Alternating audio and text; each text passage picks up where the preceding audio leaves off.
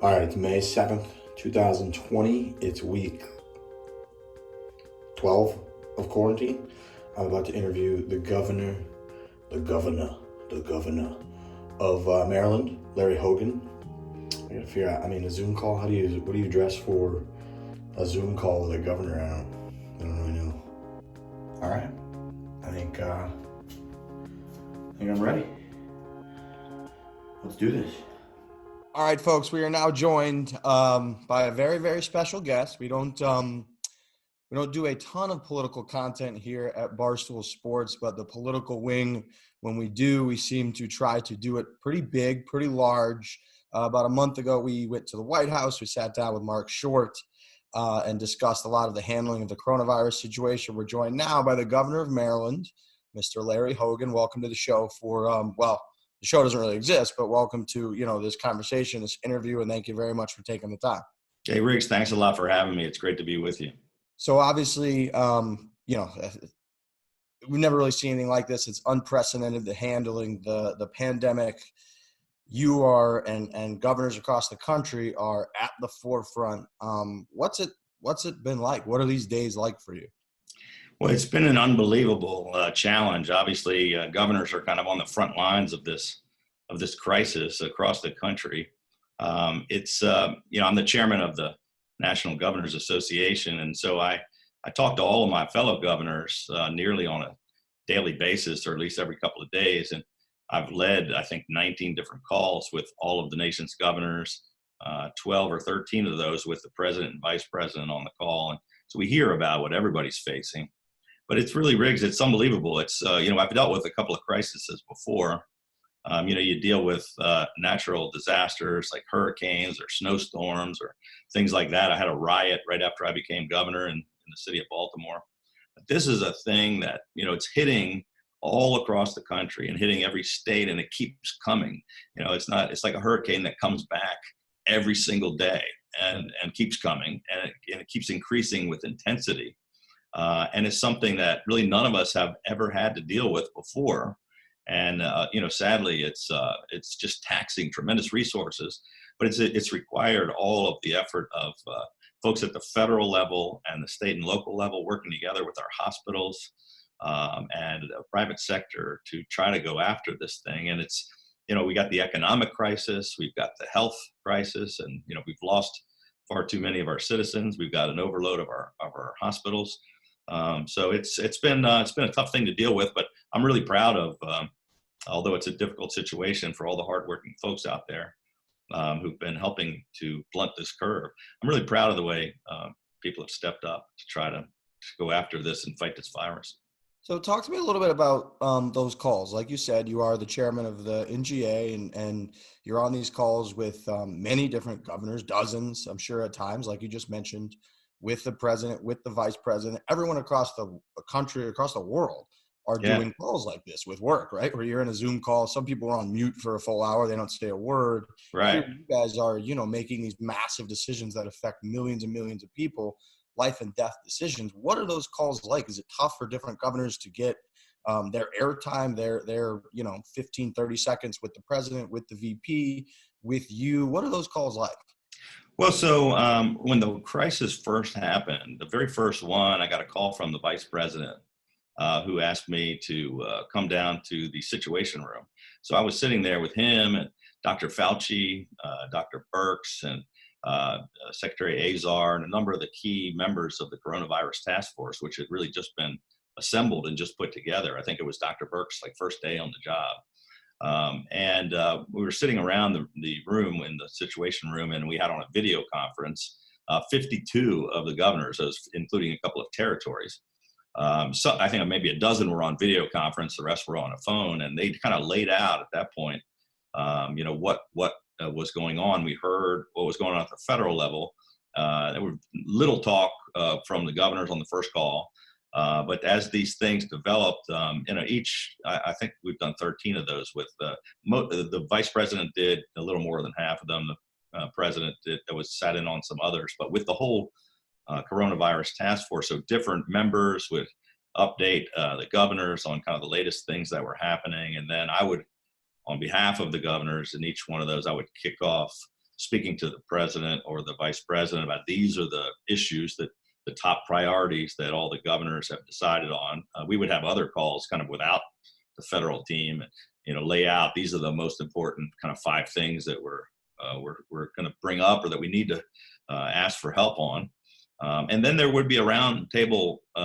People could just go in a queue, and any governor could weigh in and ask a question of the president or the vice president, and members of the cabinet or members of the coronavirus task force. And I'll tell you, I've been very impressed with the communication and the effort by the Trump administration, and particularly by the vice president who's been chairing this task force, to really reach out to the governors. And then there's been lots of one-on-one discussions too. I mean, I get texts and calls from my fellow governors constantly, and to have conversations with the vice president a couple times a week.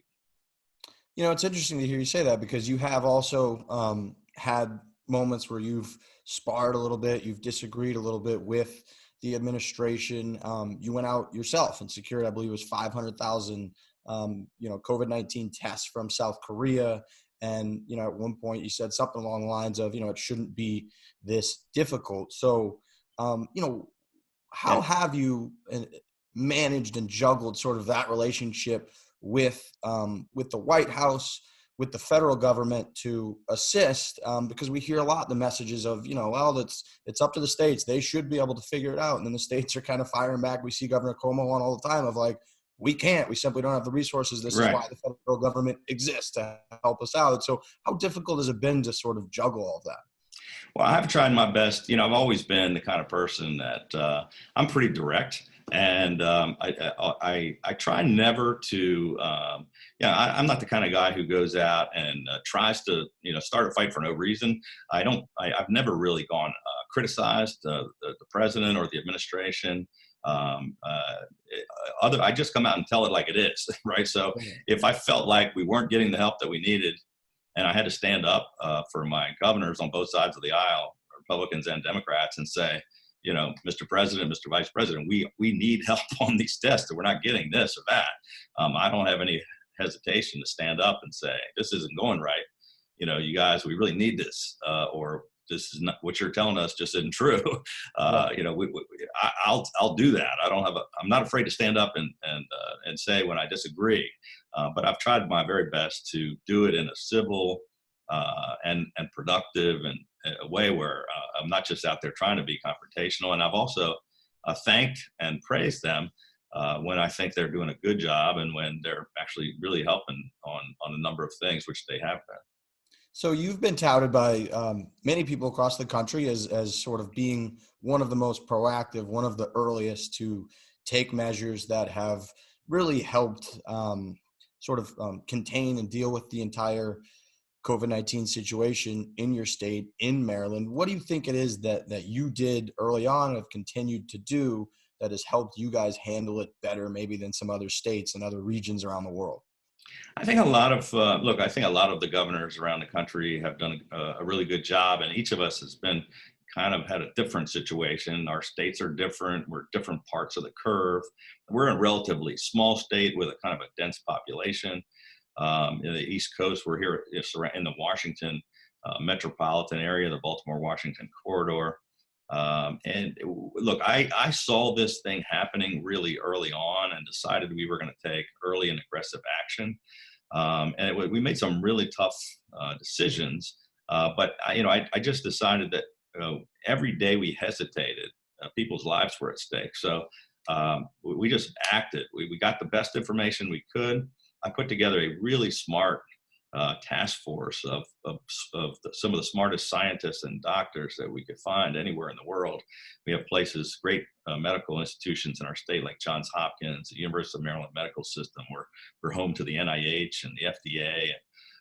So places like that. So we brought in really smart folks, and then I listened to that advice and then took actions. We have a terrific team in state government. We work with our private sector partners and business leaders, and just made decisions as fast as we could, because I think hesitating and not acting it would have been a real problem. So we've gotten good marks for what we've been able to do, but look, nobody's been able to stop this thing. We've tried to balance. Look, it's hurting the economy. Everybody had to shut down the economy, and shut down. It kills me because I'm a lifelong small business person who ran for governor because I wanted to create jobs, put people back to work, help small businesses grow. And here we are. This thing is doing just the opposite. But we had early numbers projections that were showing 360,000 people becoming infected, 12,000 potential deaths. And this is pretty frightening stuff. And it's much worse than any kind of a crisis we've ever had to deal with before.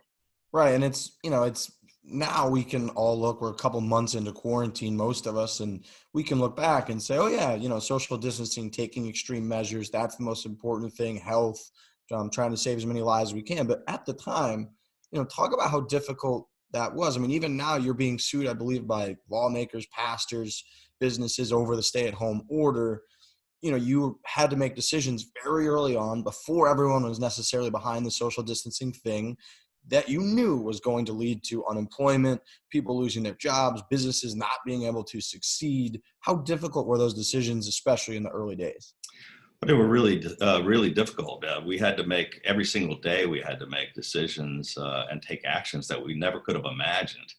Things that I would never ever have even thought possible, that I never would have even considered, had it not been for a situation like this. And other governors had to do the same thing. When you talk to the president says, had the governors not taken these actions, that we could have had 2 million deaths in America. And so it's easy to look back now and say, why did you do these things? Look what's happened.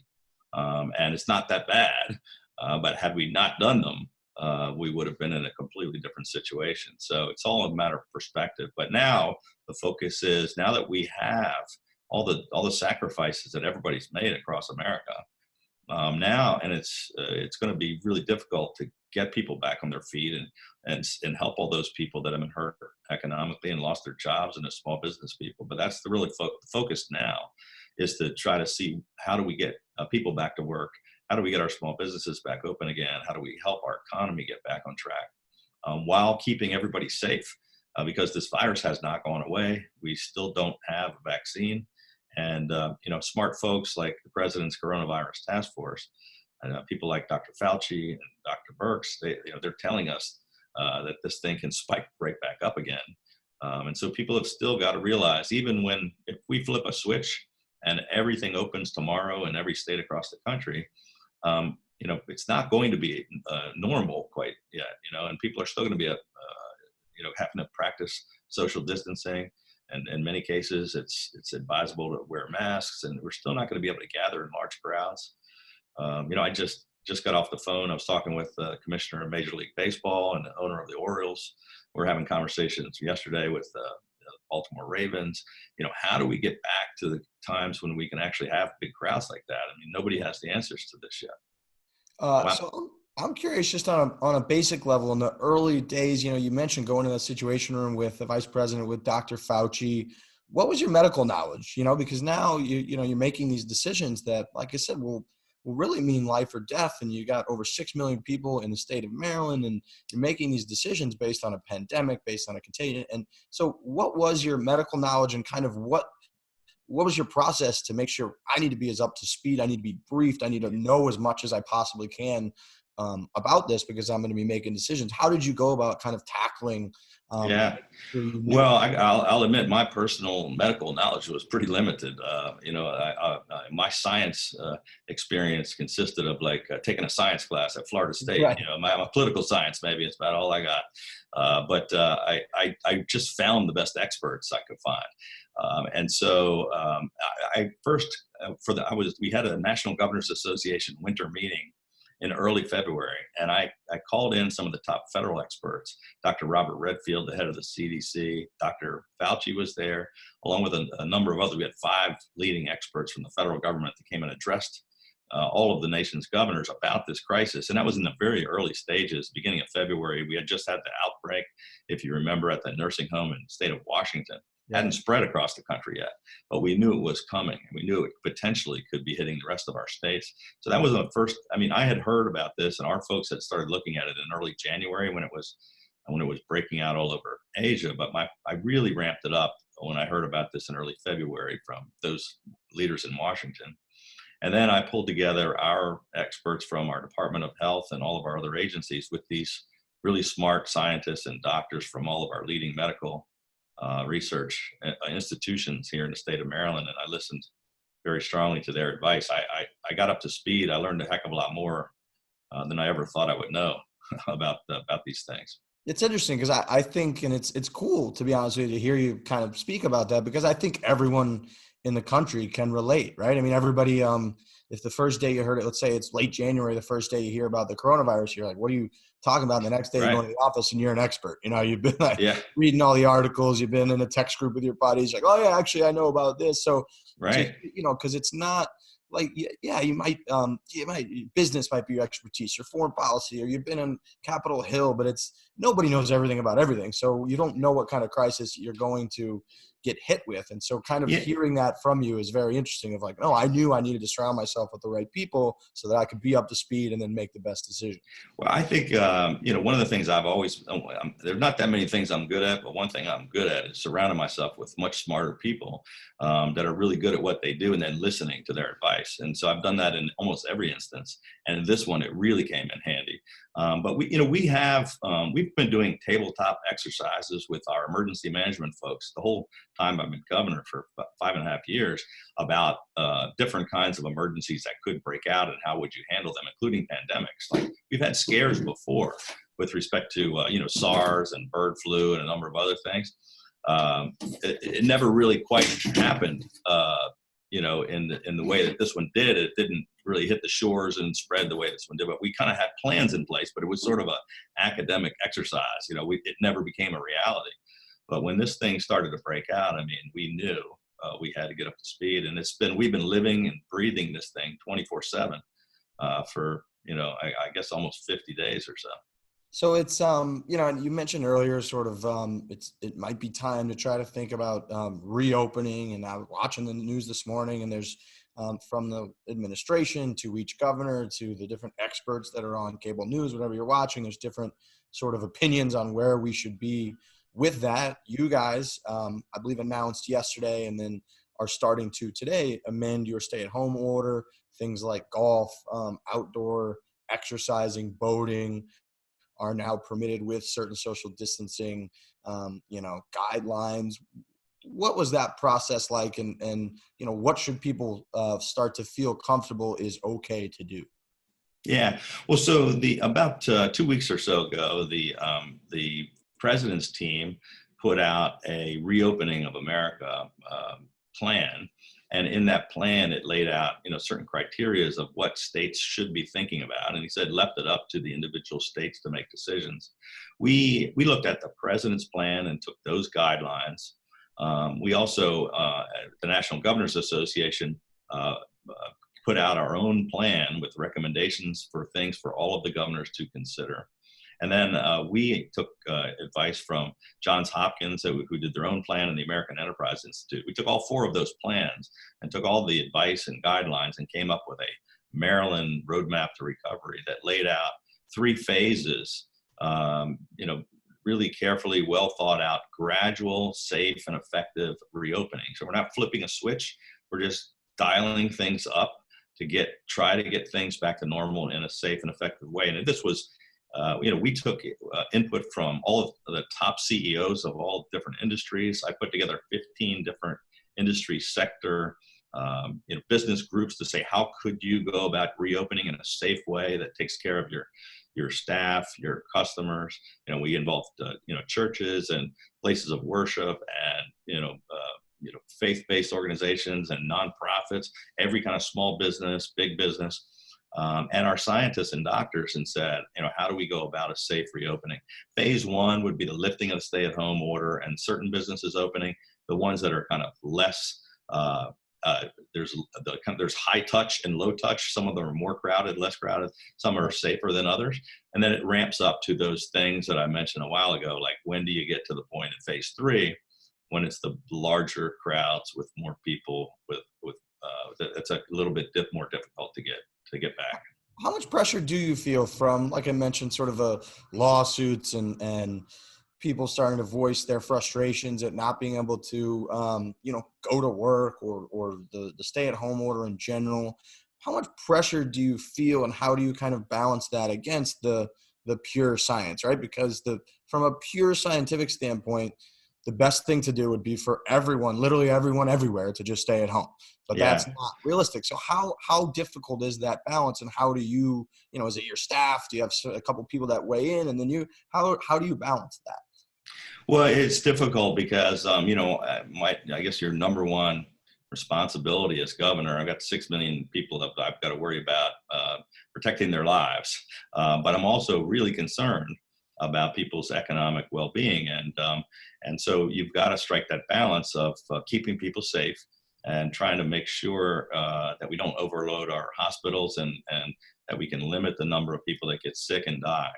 But we also can't, can continue to have people unemployed and have small businesses hurting. We've got to start to get people back. And so you do have to strike that balance. And, I completely sympathize, and it breaks my heart to see people who are struggling financially, that are unemployed. And people frustrated and wanting to get back to work. There's no one more frustrated than I am. I want them to get back to work. I want them to get back opened up again. So we're trying to do both at the same time, and every governor is trying to do that, and the president and his team are trying to do that. We're trying to balance these twin crises of, how do we kill this hidden enemy, and how do we, get our economy going again? And that's what we're all trying to find the right balance with. So I've been seeing all over social media last couple of days. It's sort of what we do. We live in that world. Is Yeah. people kind of touting this fact that the United States only has around 4% of the global population, yet it's got nearly a third of all COVID-19 cases in the entire world. Why do you think that is? Well, I think because we've done a pretty good job here in America of social distancing and getting on top of this and clamping it down. I think that look, all these numbers, they're all modeling that says what could have happened, what would have happened. Nobody knows for sure. But if you talk to some of these smart folks like Fauci, and you've heard the president say repeatedly, we didn't take these actions, it would have been 1.5, 2.5 million people would have died. And now we're going to be much, much lower than that. But we still have already had more deaths than in just 60 days than we had in 10 years of the Vietnam War. I mean, it's a lot of people have died. So it's nothing to sneeze at. But I think people have taken really drastic actions to keep it from being much, much worse. And it's worked. But it's not over, and we've got to stay on top of it. Yeah, where would you say, you think we are? I mean, because a lot of people, like I said, have been a couple months now into quarantine. They're thinking, is it time to go back? They're a little mixed messaging almost. Is it time to go back? Are we almost back to normal? Is it going to be 18 months? Do we have to wait for a vaccine? So, you're privy to more information. You're in the meetings in the Situation Room and talking to the vice president, the president, other governors. Where would you sort of tell people we are? Is it optimistic? Is it the very beginning? Where do you think we kind of are with this whole thing?